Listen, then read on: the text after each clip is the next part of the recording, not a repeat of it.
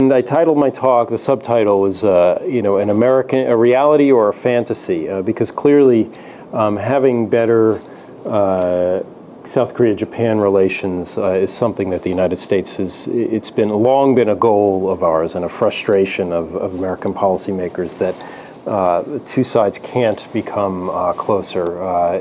It's clearly in the U.S. interest for this. It expands the whole range of options for the U.S. With North Korea, with China, and even just in the sense of not having to deal with a negative that drags you down, you can deal with more positive issues. And as I'll say later, I think it is in the broad scheme of things in both the Japanese and the South Korea's interests to have better relations as well. But let me get started with the formal part of my talk. Hopefully, I'm going to try and make this relatively quick so we can get into questions and answers. I should say, even though I've been doing this for a while, I am just at not quite the beginning stage, but at the end of the beginning stage of my research. So this is useful for me to start articulating some of the ideas that I have here, but by no means are they formulated. So you have a good opportunity to influence my thinking here. I'm on leave from CRS for about 3 months. To do this research. My research is being funded by the U.S. Council on Foreign Relations and the Hitachi Foundation. So when I go back to Washington in the fall, I hope to write up my research both in a CRS report and also in some other publications as well. So, okay. I wrote these down mainly to help you. Usually I only use PowerPoint for graphics and slides. I don't put text, but I was encouraged to do this, so if you get tired of listening to me, or if you have trouble understanding me, this will be a good crutch for you to listen to. So, I confess that this topic is very difficult to think about how to present it, because if I were a journalist, a journalist is always looking for what's the big story, what's the main story that you want to have. And I'm always confused about what the story is I want to tell. Is the glass half empty or half full when it comes to South Korea-Japan relations? So should we emphasize the positive and say that, look at the progress, that's happened in South Korea-Japan relations? If you look at all that's happened and is going on now, it is rather remarkable compared to, say, 10 or 20, certainly 20 years ago. Or should we emphasize the negative and say, well, you've got two democracies, they have very common industrial structures, they're very similar in so many ways, and yet, clearly there's so much mistrust between the governments and also, at least on the South Korean people's side, so much mistrust of Japan, the Japanese government in particular. And I originally wanted to do this research starting about 3 years ago, because it seemed like a very exciting time to be focusing on this bilateral relationship, because on the one hand, here in Seoul, you had the Lee Myung-bak government. It's probably the most, and I use this very loosely, pro-Japan government or favorable towards Japan government that we've had in a long, long time here in Seoul, maybe ever in some respects. And then in Japan, the political change with the what's called the Minshito, or the Democratic Party of Japan, coming into power in Tokyo seemed to be a real opportunity because they, in particular on historical issues, so many DPJ, and you all know what I mean by DPJ, right? So in English, DPJ leaders look very favorably on South Korea. They're big fans. And they also have a lot less baggage on history issues. They're more willing to acknowledge and apologize for history issues because they don't have the same ties to right-wing conservative groups in Japan. So it seemed like we had a real window of opportunity But I have to say 3 years later that window is just about closed, and the opportunity has not been seized. So it's tempting to say that the glass is half empty. But I guess where I'm coming from now is to say, well, at least we're talking about a glass that's somewhere halfway. We're talking about half the glass, right? We're not talking about an empty glass or a full glass, but it's about half, whether it's half full or half empty, it's still about halfway there. And another way to look at this is that despite the continued distrust between the two governments, it's interesting to look at how the two sides have deepened their practical cooperation and expanded it. And what I'll do is look at two military cooperation agreements, on intelligence sharing and also on sharing cross services or facilitating trade and services between the militaries, and look at this story about how the glass is both half full and half empty. So first, let's look very quickly about some variables. I'll try and be somewhat academic in this. So what affects cooperation? Well, you can look at on the pro side and the negative side. So what are the forces that are pushing the two countries together? Firstly, North Korea. I don't think that needs that much explanation, but clearly that's the main driver pushing the two together. Secondly, the changing relationship or power on the two sides. South Korea's rise and Japan's relative decline. And, you know, I think that South Korea's growing confidence over the last 10, but particularly 5 years, has had an impact here, although it's had a negative impact in some ways on this relationship, and I'll get to that in a minute. But South Korea feels more confident and arguably less threatened by Japan. On the Japanese side, the change has been even more profound, where Japanese now, at least at the popular level, most Japanese, it's my observation that the old feelings of superiority towards Koreans, I mean, there's still legacies of that, clearly, but a lot of that has gone. And in fact, instead what you see is, from many Japanese, almost a Korea love, in the sense that, and part of that is the Hallyu, right?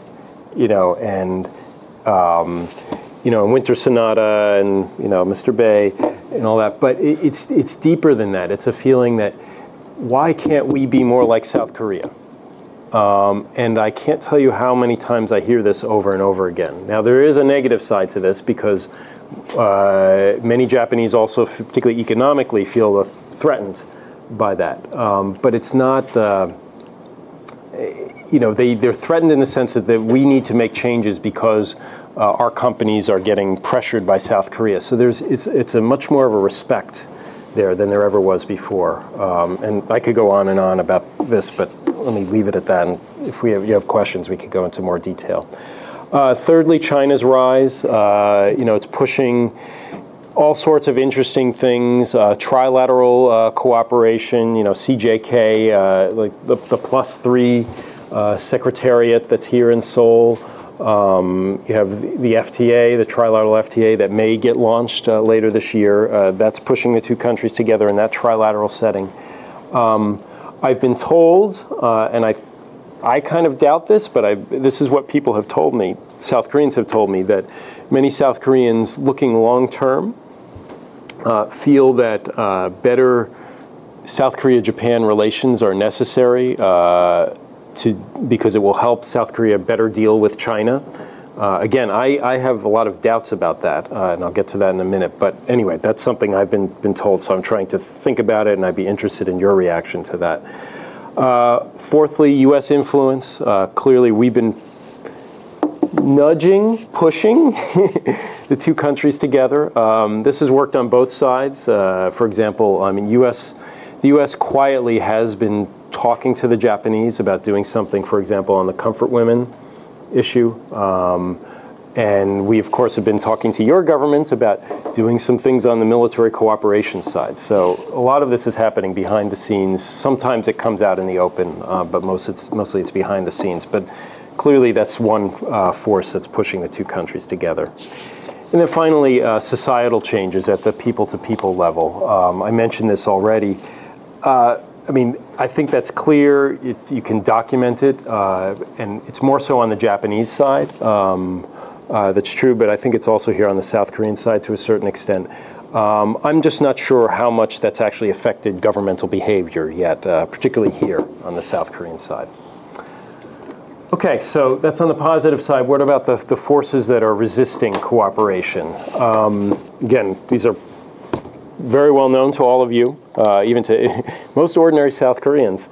Lingering issues, Dokdo, Takashima, the on-court rocks, as we officially call them in the United States, issue, Japanese textbooks and the comfort women issue. I was planning to say more on this, but why don't I leave it now in the interest of time about these. But clearly these are festering issues, and unfortunately it looks like they probably are going to become permanent. And I don't mean Dokdo Takashima, I think, is probably unresolvable. And the two countries are just going to have to decide how to manage the issue. But as far as history issues, they're not just the window, but the era is closing. I think particularly once the last 50 or 60 comfort women are gone, that issue will become less of a lingering, less of a current irritant, and more just a permanent scar that's always going to really be there and be a limitation on the relationship. Secondly, domestic politics, and maybe this is even, maybe I should have put this first because it's the most important one. On both sides, you have a big potential for backlash from groups that are opposed to making compromises with the other side. And on both sides, you have the governments reluctant to stand up to those opponents for various reasons. In South Korea, that opposition is much broader, I think. In Japan, it's narrower.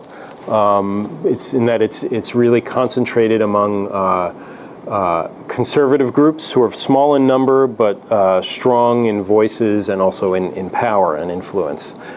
And you know, as an analyst, I think there's one question and one observation I'd have, and the first observation is, you know, will second-best solutions ever be acceptable to the South Korean government and to broader South Korean civil society groups, or is insisting on 100%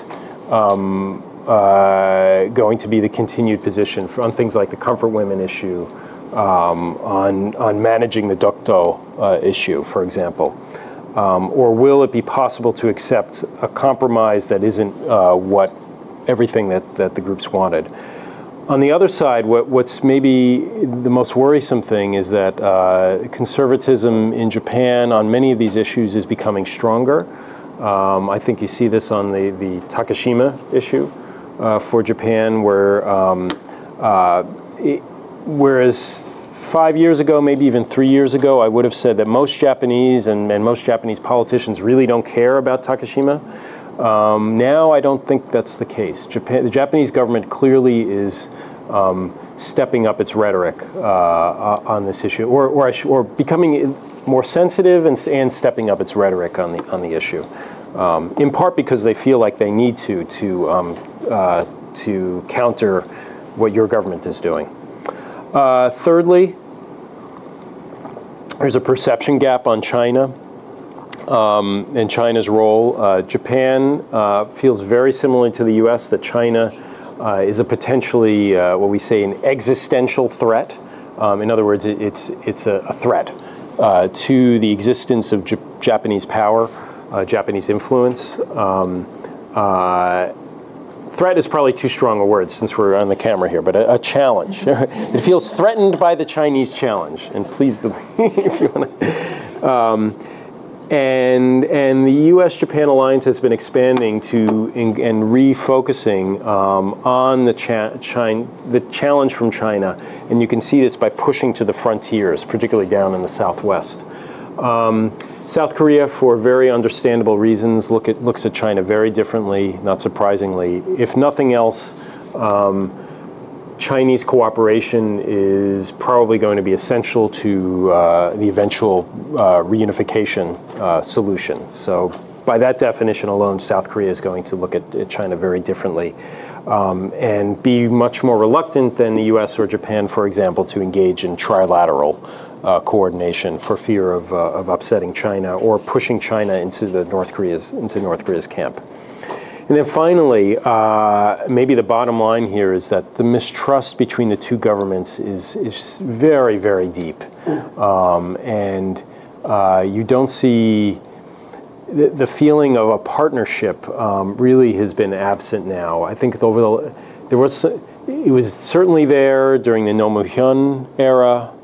Just looking at the most recent several years, there was some hope, as I mentioned before, in the first few years of the Lee Myung-bak and the DPJ governments, but now maybe because the hope was so high, the mistrust is very, very low right now. Neither side feels like it has a reliable partner on the other side to deal with.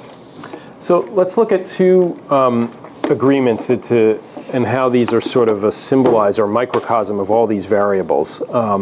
And these are the Acquisition and Cross-Servicing Agreement and the General Security of Military Information Agreement, or basically information sharing. That's the GSOMIA, would allow the two countries to share with each other and with the United States intelligence and information, particularly on which would be particularly valuable on North Korea.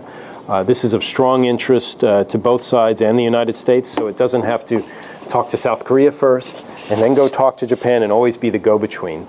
And also, maybe even more importantly, in the long run, if there ever is a North Korea contingency, as people in the military say, or some sort of conflict with North Korea, this would enable, since Japan, because of its constitution, cannot help militarily, this would enable Japan to help on the information side and use its military assets to help South Korea and the United States more directly. So a quick chronology. For a few years now, there's been talked about having these two agreements that would be signed between South Korea and Japan. This gained momentum in 2010 with the Chonan and the Yeonpyeongdo incidents, so that the discussion became accelerated, and many people thought that these are very technical agreements. They're fairly easy to sign. South Korea has them with many other countries, particularly AXA. Japan has just started signing them with other countries, so the expectation was this would be relatively quick and low-key. Those hopes faded in 2011 with the Dokdo flare-up, particularly Japanese politicians trying to go to Ulleungdo to protest their claims or South Korea's claims to Dokdo, or occupation of Dokdo, as Japanese see it. The comfort women issue coming back up with the Supreme Court ruling. So the talks went nowhere, and I was here last fall, actually for the last EAI, the EAI conference, and did some interviews, and I left just saying there's no hope at all of these happening in the near future. There was a pretty disastrous summit between President Lee and Prime Minister Noda in Kyoto in December. And coming out of that summit, all the people I talked to, I said, there's even less of a chance now of these happening. However, much to my surprise, maybe I shouldn't have been surprised, but I was, in the spring, the talks were revitalized. And basically a GSOMIA agreement, at least in principle, was reached.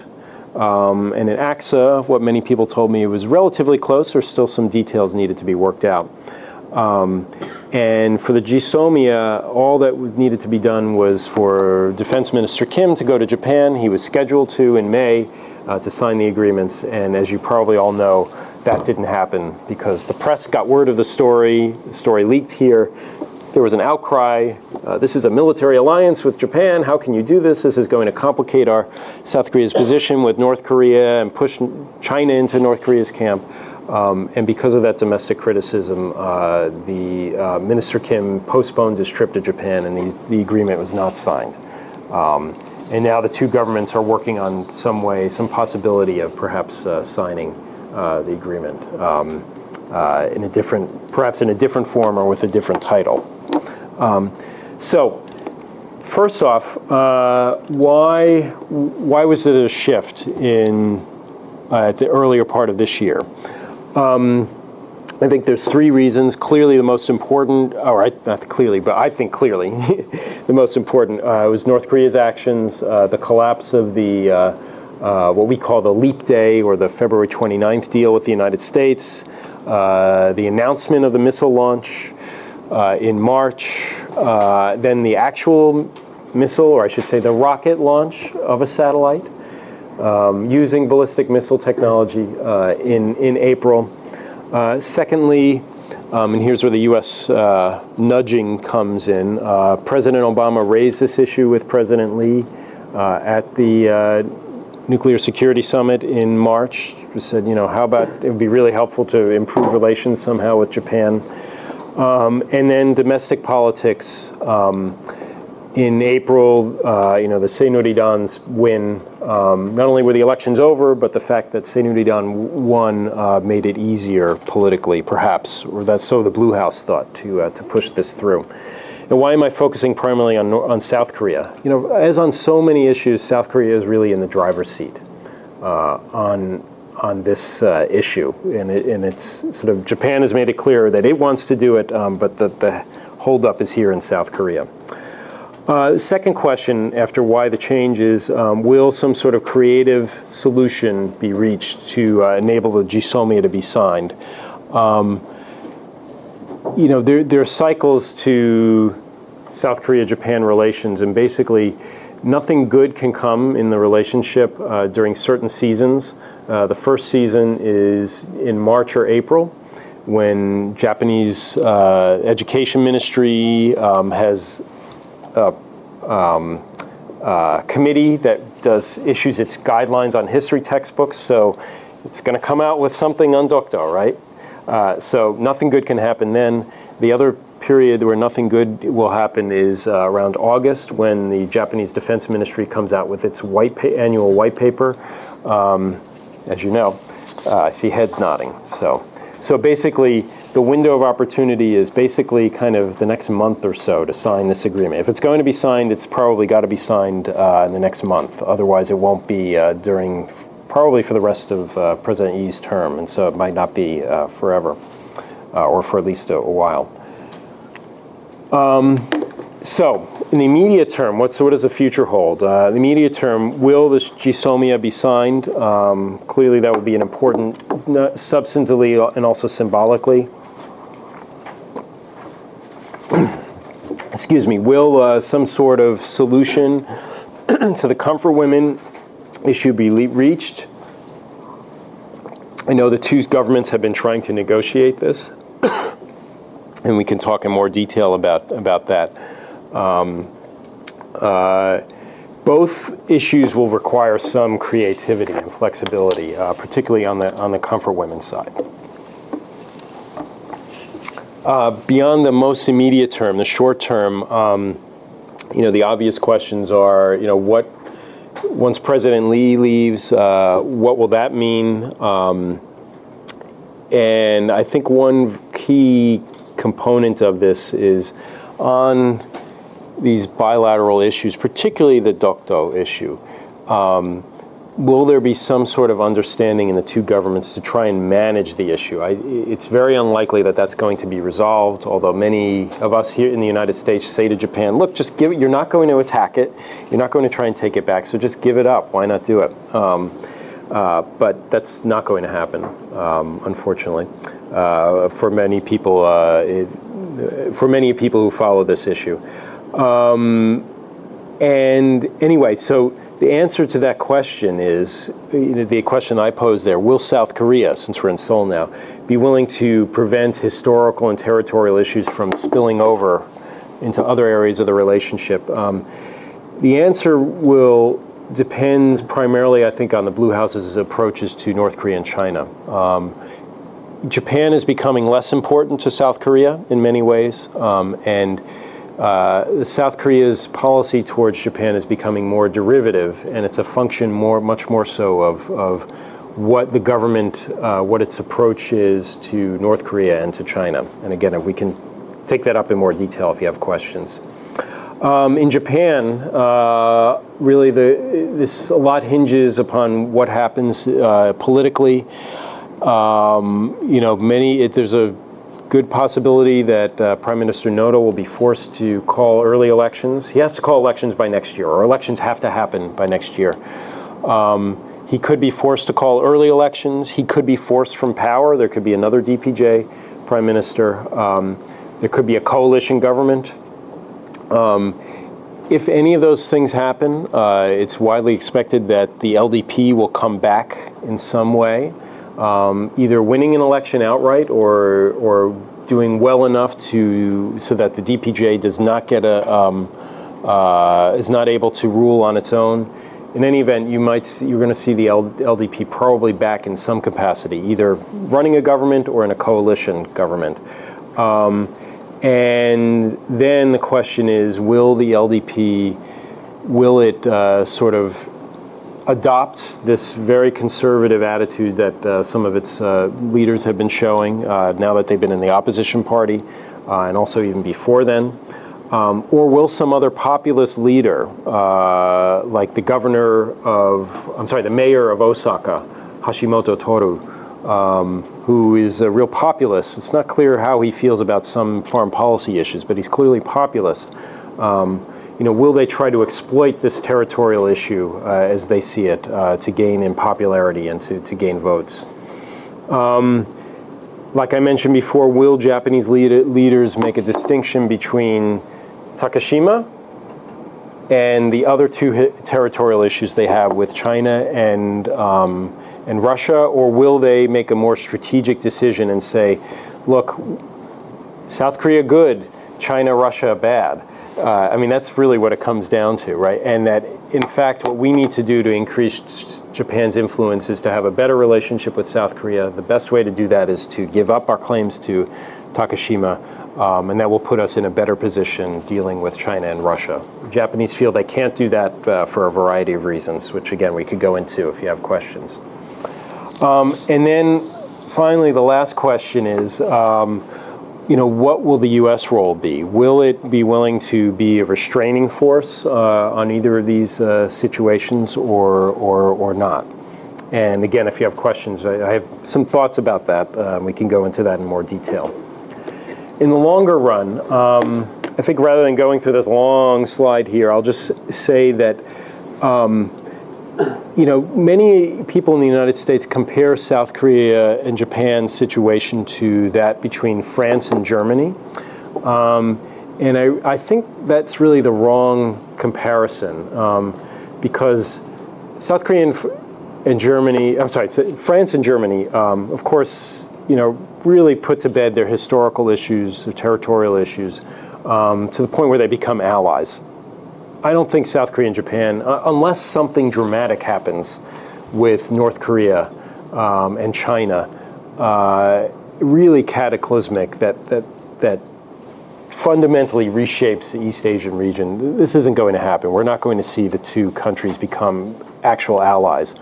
But on the other extreme, you have perhaps a more interesting case, which is Turkey and Armenia, where you have equally, if not worse, historical issues because of the killing of hundreds of thousands of Armenians over a century ago. And that issue has not gone away. The Turks refuse to even discuss this at all. In fact, you could get thrown in jail if you raise this issue and accuse the Turkish government of having been involved in that, if you raise this in Turkey. Turkey and Armenia don't have normalized relations. They have closed borders. And granted, the power relationship is quite different there than it is between Japan and South Korea, but I think that's a good example on the other side of the extreme to look at. And I think South Korea and Japan are going to be somewhere in the middle between these two situations. The trend line overall, I think, is good. You have this up and down, but it's still moving. The general curve is very slowly going up. There's clearly a ceiling on how high that can go and how fast it can go, but it is moving somewhat in a more positive and healthy direction, I think, for both countries.